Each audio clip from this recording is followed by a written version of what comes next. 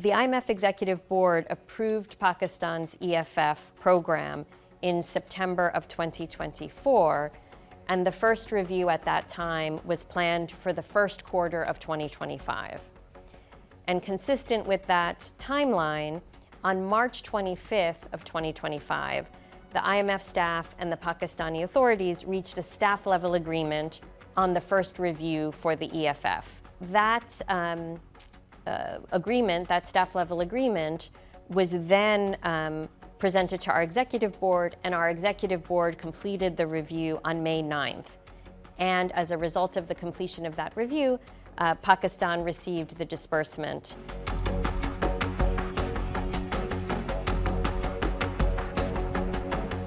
The conflict with India. I want to start here by first expressing our regrets and sympathies for the loss of life and for the human toll from the recent conflict. We do hope for a peaceful resolution of the conflict. Now, turning to some of the specific questions about the board approval of Pakistan's program, I'm going to step back a minute and provide a little bit of the kind of chronology and time frame. So the IMF Executive Board approved Pakistan's EFF program in September of 2024, and the first review at that time was planned for the first quarter of 2025.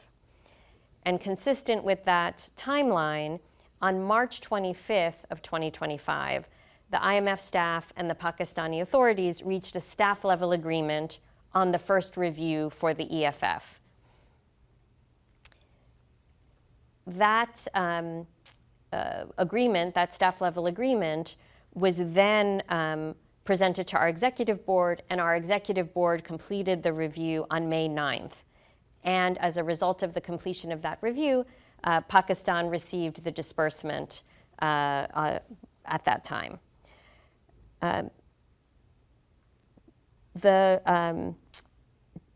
What I want to emphasize here is that it is part of a standard procedure under programs that our executive board conducts periodic reviews of lending programs to assess their progress. And they particularly look at whether the program is on track, whether the conditions under the program have been met, and whether any policy changes are needed to bring the program back on track. And in the case of Pakistan, our board found that Pakistan had indeed met all of the targets. It had made progress on some of the reforms. And for that reason, the board went ahead and approved the program. With respect to the voting or the decision-making at our board, we do not disclose that publicly. In general, board decisions are taken by consensus. And in this case, there was a sufficient consensus at the board to allow us to move forward, or for the board to decide to move forward and complete Pakistan's review. And Matthew, with respect to your question on safeguards, I do want to make 3 points here. The first is that IMF financing is provided to members for the purpose of resolving balance of payments problems.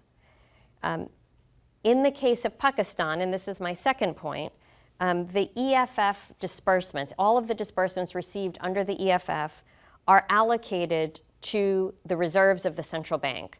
So those disbursements are at the central bank, and under the program, those resources are not part of budget financing. They are not transferred to the government to support the budget.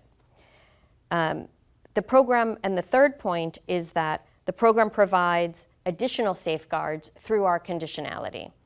And these include, for example, targets on the accumulation of international reserves.